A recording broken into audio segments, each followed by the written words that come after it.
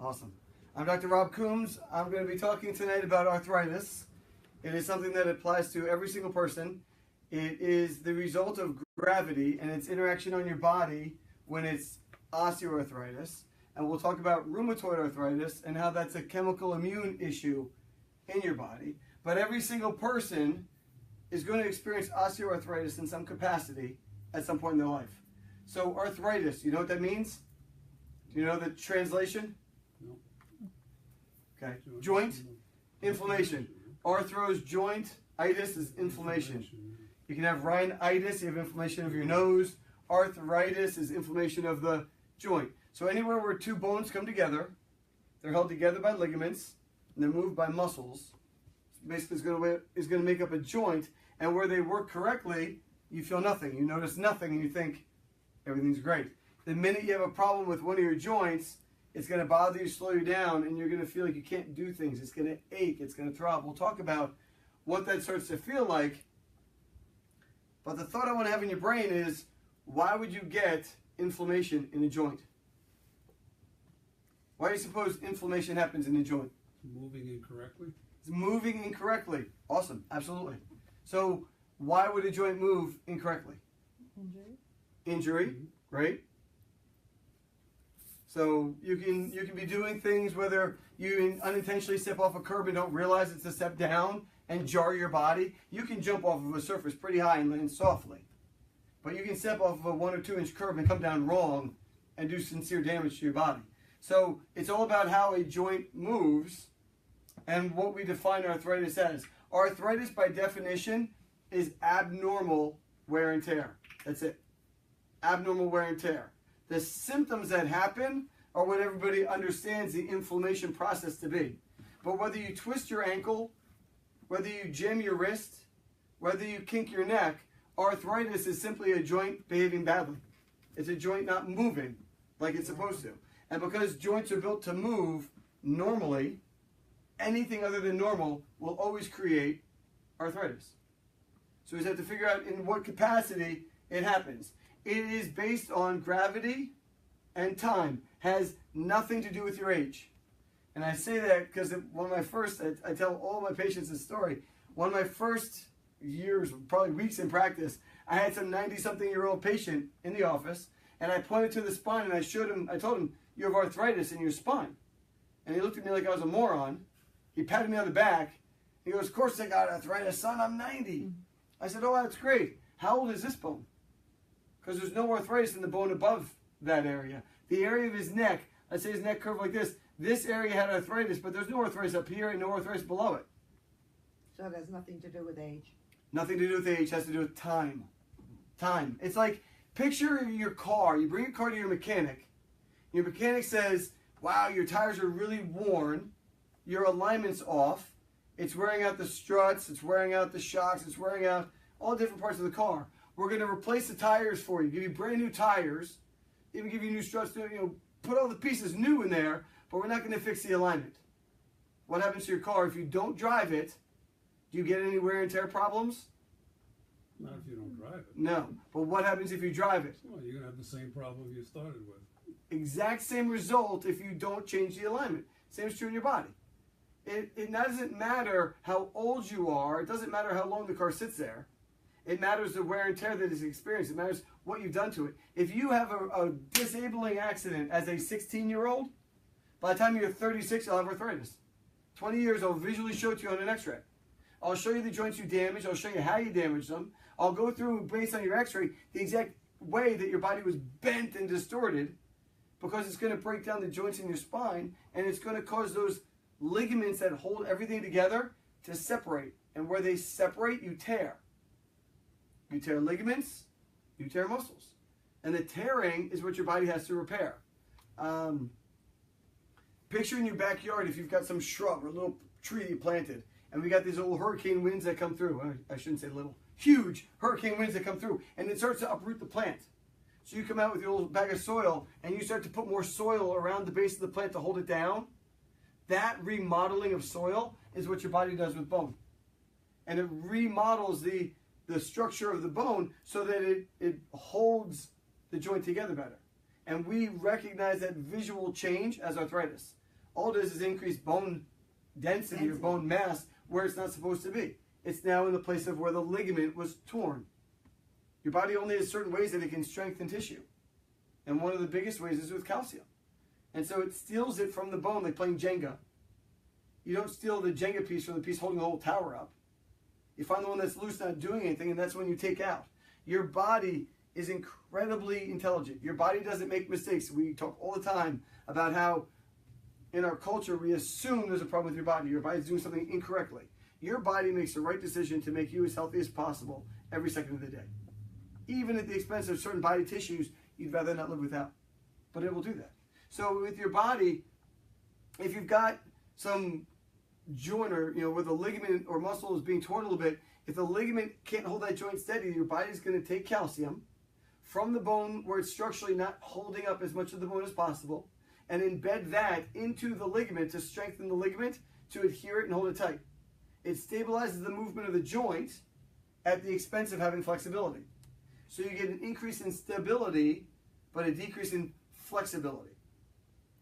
And while short-term it makes the joint more stable, long-term it causes catastrophic changes to the rest of your body. Not everywhere per se, but at the level of where that joint is and what that joint does for your body. Can you grab the spine? Get that for me? So the longer the problem persists, the worse it becomes. So based on movement. If you don't move and you're sedentary, your body breaks down twice as fast as if you're active. But if you're, thank you, you took off the hat.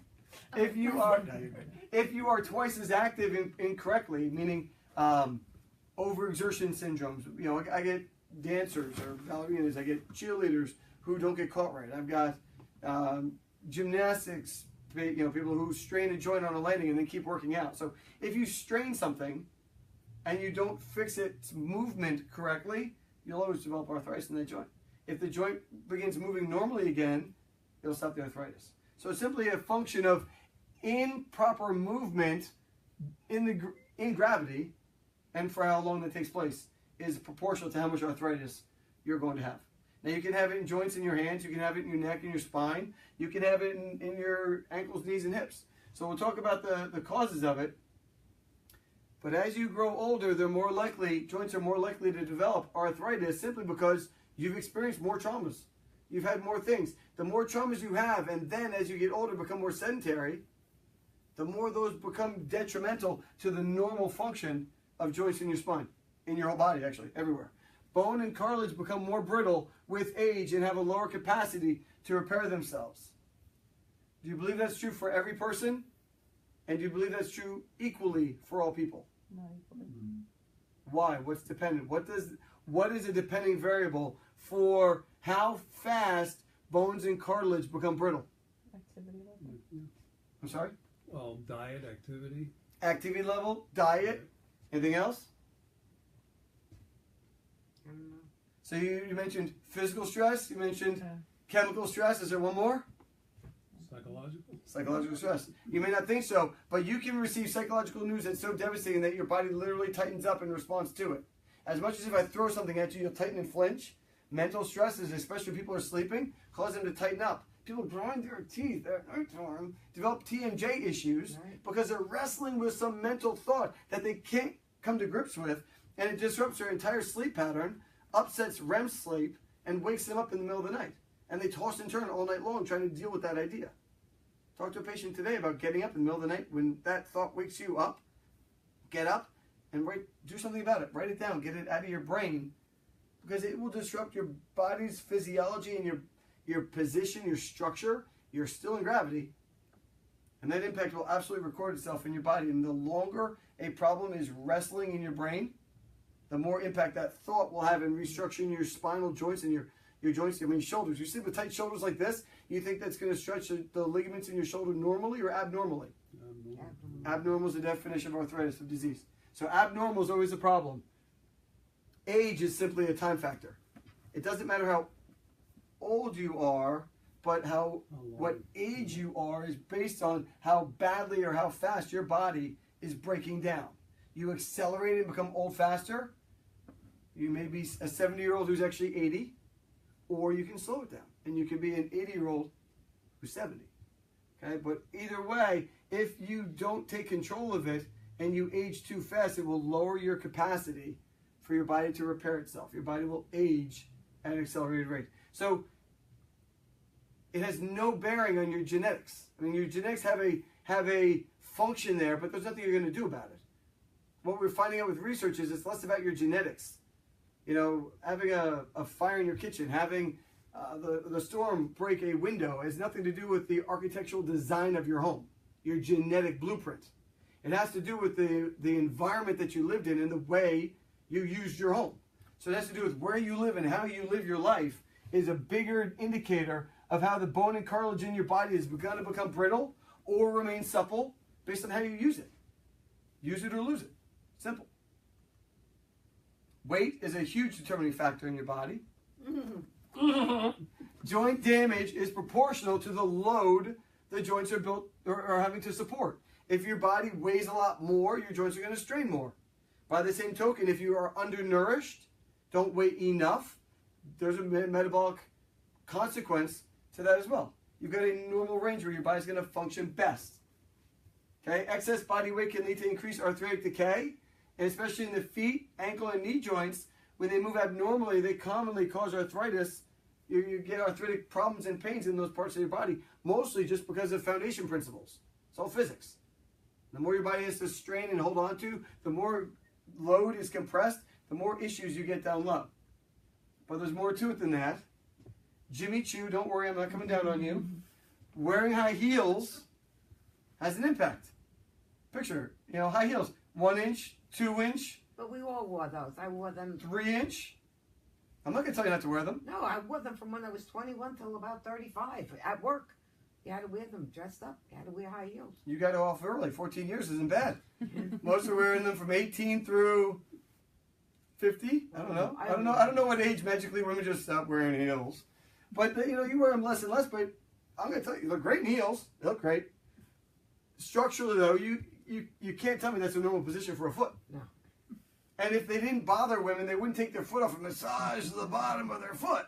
So there's definitely a consequence, and I don't care, wear them. Do whatever you want to do. But be doing something to deal with that. Most women wear the heels and do nothing.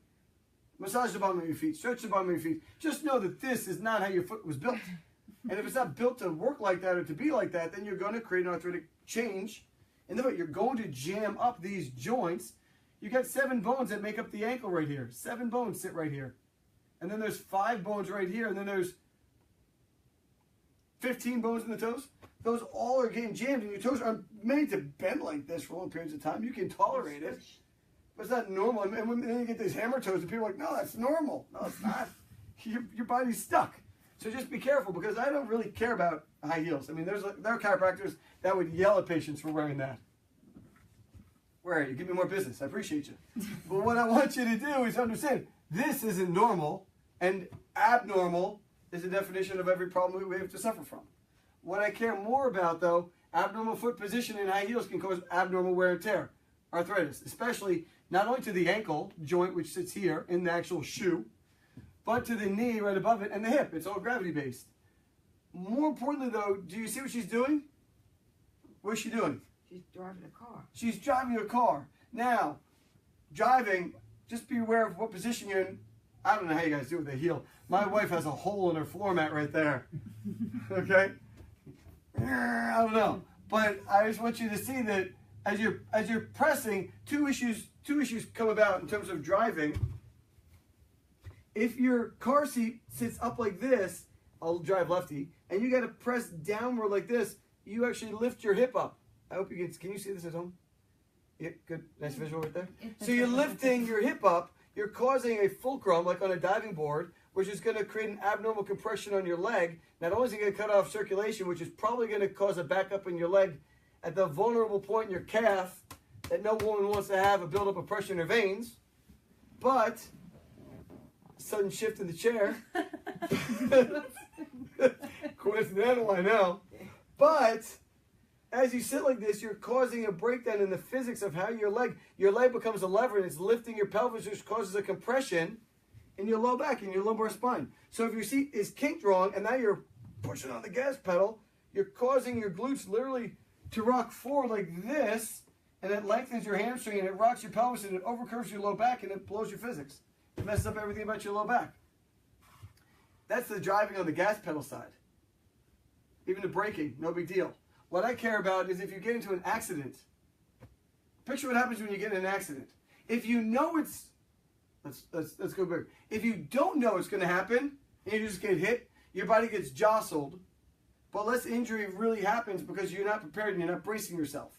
So you may go through and get, a whiplash, and you may get some momentum of joints rapidly shifting, but that the force goes through your body, not the other side. It's when you absorb a force and it doesn't keep passing through that it does the most damage to your body. So what I want you to see is that if you are driving and you think you're about to hit something or something's about to hit you, what do most people do? Jam on the brakes. Do it real quick. Try it. Do it. You go like this and you go, and you tighten everything. You tighten your arms, you lock your wrists, you lock your elbows, you lock your shoulders, and you brace and you bring your leg over like this and you hit the brake. And when you hit the brake, you cause a rotation in your pelvis. So now your normally centered spine, you twist the pelvis like this. And then both feet on the brake or one? Only one. Only one. So as the right foot slams on the brake, it abnormally creates a compression in your spine like this. So there's your spine right there. Look normal or abnormal? Yeah. Doesn't look good. Doesn't look good. It's going to get worse. Okay? So now you're creating abnormal compression. The right leg now jams up into the hip socket. So you're looking at the spine right now. You can't even see the leg. But there's a leg socket that sits right in here. And you just jammed it like this right there. And the only thing holding that in are ligaments. And the ligaments are going to tear. So now as you jam that hip socket in there, you create a slowly developing degenerative arthritic hip condition. Bam! And it pulls, and wherever it pulls, it's going to tear the ligaments, and the response to that tear is your body's got to calcify it and strengthen it, but now it moves abnormally. What do you think happens to this person 30 years later? What happens? They have hip surgery. Hip surgery. If you jammed your knee, we laugh. But he's a left leg, It didn't come from a car accident. No. But all you right hip people, I will put money down on majority of you. This is exactly how it happened. Right foot brake, bam, jammed it. You popped the hip, and as the hip had to erode, it eroded into a pattern that the joint could no longer sustain it. Whether it's in the hip, whether it's in the knee, you hyperextend the knee, you tear the meniscus. Joint doesn't move abnormally. In America, we're really good at replacing joints. In 2014, we replaced 600,000 joints. And our response is that we're getting really good at the surgery, so it's okay. Instead of getting really good at taking care of the joint at the time of the injury and actually addressing all the functional problems beyond breaks and fractures of the joints, the tears of major things, looking at structurally what's happening not only in trauma, but in sports. Sports, high-level impact injury, lead to joint injury and subsequent arthritis if you don't treat it right. So if your spine is designed to be totally straight, to be normal, and to have, come on Susie, and to have beautiful curves from the side view, that's normal. 8 out of 10 people in my office come in like this, totally straight. And as much as a nail, you wouldn't hang a TV or a picture frame on the wall with a bent nail or screw. You want it to be straight. The physics of that nail when you hammer it into the wall is it jams into, it goes right into the wall. That's where the force goes. But if you have a curve and you keep jamming a curve, it just keeps getting worse. So wherever your spine bends is where that force is going to go, and that's where you're going to have arthritis, is wherever that bend happens. But worse than that is all the years leading up to that jamming is that this joint, the muscles are getting longer, and when a muscle lengthens, it gets weaker. And a weaker muscle has to compress and tighten and spasm and hold the joint still. And when the joint's held still, it doesn't move. Your spine is the oldest, most important part of your whole body. It's the first part of you that was built, and it was built within 4 days of conception. And then 2 weeks later, it starts to build your heart, cardiovascular system, and the other organ systems in your body. And it's not protected by the strongest bone, femur. It's protected by 24 dinky little bones because they're built to move. And when they move, they generate electricity like a windmill does on a farm. And that electricity goes through every nerve coincidentally located at every joint in the body. Every joint has a nerve. And where your spine is stuck, you literally shrink the size of the nerve. A shrunken nerve doesn't carry the same electricity as normal, which means your body runs on less electricity. Electricity, mind you, not your heart. Electricity is the defining value in life. When you lose electricity, they run in with these little pads, clear, and they jam your body with electricity to jumpstart you back to life. So the amount or quality of electricity is what determines how healthy or alive you are, and that's dictated by the movement of the joints in your spine and the curvature of your spine. So to lose function of a joint has huge physiological effects on your body wherever those nerves happen to go. If you jam a joint that goes to your thyroid, you got thyroid issues. Most likely you're going to develop. It's not an absolute. You jam the joints in your upper back, it's going to compromise the nerves that are going to run your heart. You do it in your mid-back, you're going to affect the nerves that go to your abdomen. You jam it in your low back, you're probably going to have sciatica nerves that go down your legs. So you cause a change in the physiology of the function of your organs and the cells, wherever that nerve goes, no longer work right. Just as if you use your cell phone wire to plug your refrigerator into the wall.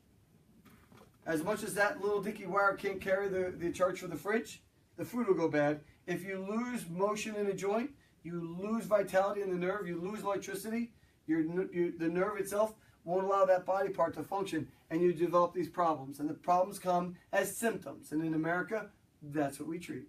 So you'll have joint pain that will give you an anti-inflammatory, a muscle relaxer, a painkiller, will give you the trifecta, and see how that works for you. But it's a symptom. Okay? Most common symptom is pain. And that's what we try and solve, is we want people to get out of pain. Sure, you jammed your joint doesn't work right, but we'll give you a chemical to fix that physical problem. Doesn't work, but that's what we do. Okay? And it can vary, your pain can vary depending upon how severe the problem has become. Aching pain in the joint is worsened by activity and it's relieved by rest. Get off of a joint. Give it some less pressure, less work to do. Starts to feel better. Very typical arthritic problem. Usually corresponds with the amount of activity you have. So most people with arthritis move less. But a lack of movement causes ancillary problems to the rest of your body. Joint tenderness, when you touch the joint, pressing around the joint, it creates pain. They'll diagnose it, yep, that's arthritis. But the key is that you've got to get the joint moving correctly. Wherever a joint is not moving correctly, that's what you have to get moving, not some chemical in there so you don't feel it. Makes no logical sense. It's like having a fire in part of your house, so you unplug the fire detector because it's making an annoying noise. Same logic, okay? Indicates that there's inflammation in there, not by accident. The inflammation is proportional to the damage you're creating in that joint. You've got to get a joint moving again, okay? Most common cause of joint swelling is arthritis. That's the end result. I'll tell you, actually, the most common cause of joint swelling is stuckness. Stuckness over time leads to arthritis. So that's the end result of it. Second most common is due to direct injury to the joint. But either way, it's stuck. Either way, it's got to get fixed. And that's what an adjustment does. It gets it moving. Okay? That's osteoarthritis. Rheumatoid is chemical. Osteo is gravity over time. Rheumatoid is chemical. And it's chemical, and listen to what this does. It can damage a wide variety of body systems, including your skin, your eyes, your lungs, your heart, and your blood vessels. What do they all have in common? All over the place, isn't it? It's this problem in your body that affects everything. It goes everywhere. Because the chemistry is impacted on every part. But this is where your body interacts with the outside world. Your skin, your eyes, your lungs is how all microbes get into your body. It's your defense system. And then once they're in, where do they go? Through your blood vessels to your heart. Okay? It's an autoimmune disorder, which means it's your immune system starts to attack yourself. And when it attacks yourself, it mistakenly attacks your own body. It sees your body as a problem and it's trying to fix it. It's not mistaken. It's addressing a major problem. The problem is not your immune system. The problem is the structure and the function of the cells. Your cells are no longer acting like you. They're acting like abnormal you. And your body's trying to fix abnormal.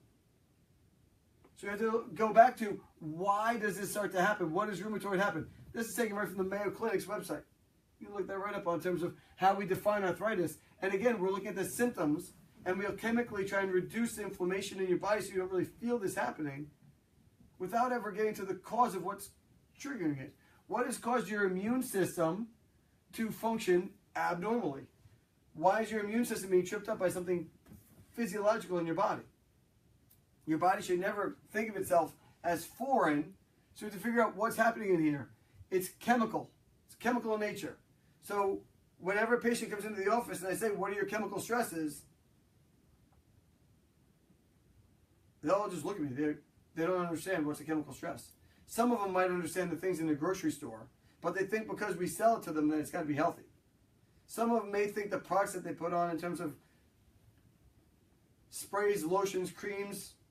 Some people may understand the things that we've intentionally added to the water, but the chemicals are everywhere, and they're going to set off what is normally happening in your body and make it abnormal. So you got to look at that. Illness can promote it. Infections can promote it. And your diet can promote it. It's all chemical in nature, and it causes, similarly, pain and tenderness, swelling, usually deformity. A joint will suddenly kink, take a hard left, okay, hard right. And as a result, because the joint isn't moving right, the muscle works hard, you're going to get muscle spasms. So the cartilage wears away with arthritis, and the extremity may take on a deformed appearance. That's classic rheumatoid. Just like, it's all laws of physics, but metabolically, you get a kinking that starts to happen in your body.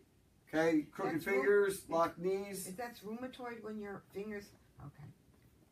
Now, is that primarily diet related? It's primarily chemically related. Well, So you can be ingesting things that aren't food, thinking you're eating food. That'll get you. You can be inhaling things that are completely unhealthy for you. Ask mine workers. You can be putting things on your body. Picture, if you can put a patch on your arm to keep you from having a menstrual cycle, and you can put a patch on your arm to keep you from smoking, then whatever you put on your skin goes to every organ system in your body. Right. And so that is going to impact and affect how your body, through all the different trigger glands, thymus, bone marrow, all different places where your immune system works, you're either going to make your immune cells abnormal or your cells themselves abnormal. Either way, when they meet, it's not going to be pretty. It's not going to function correctly, and it will create an abnormal reaction in a susceptible place in your body. Usually the extremities, usually in places where it gets caught up. Okay? So just know, joints begin to move abnormally either due to injury, inactivity, body chemistry, or illness. Abnormal motion alters the wear pattern of the joint, creating abnormal friction and inflammation. The joint pain and inflammation inhibit your normal movement patterns. It alters those patterns of use and behavior, what you're supposed to do, and now you're doing something different. As you lose mobility, arthritis will always get worse, furthering the degeneration and increasing your pain. Okay, the joint pain causes you to move less, which causes the arthritis to get worse, which causes more pain. So you move less, causes more arthritis, which causes more pain, and that's why it's a vicious cycle that just gets worse. As a chiropractor, the adjustments restore normal joint alignment. They are the best thing at getting your joint to move like it's supposed to. That's what an adjustment really is I get stuck moving. That's simple. Any joint in the body, all of them can move. Normal alignment produces normal motion. Normal motion produces joint health. Healthy joints are not arthritic. Adjusting arthritic joints improves the motion, promoting the joint health and enhancing quality of life. And that's your biggest ticket right there. Because what I want for every one of my patients is to spend the last years of your life in your home, not a home. And that difference is huge. So it's all about quality of life. I impact inflammation. I reduce pain and inflammation. But my whole purpose of adjusting somebody is to improve quality of life. Now, if you can only get me to lose 20 pounds. I can. You just have to listen. You're great. Have a great night. Thank you for your time.